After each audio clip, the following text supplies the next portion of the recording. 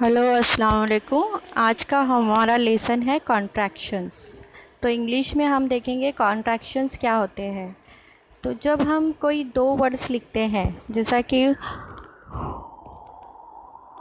यहाँ पे लिखा हुआ है इज़ नॉट को हम हमेशा इज़ और नॉट लिखते हैं। जब लेकिन हम उसका कॉन्ट्रैक्शन फॉर्म लिखते हैं तो उसको लिखते हैं इज़, एन और टी के बीच में जो है एपोस्ट्रोफी लगाते हैं, तो वो बन जाता है इज़न्ट। यानी हम दो वर्ड्स को कॉन्ट्रैक्ट कर देते हैं और उससे हम बनाते हैं कॉन्ट्रैक्शन फॉर्म।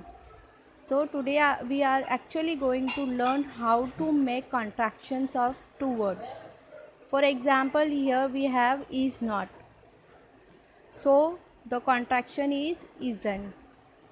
They are,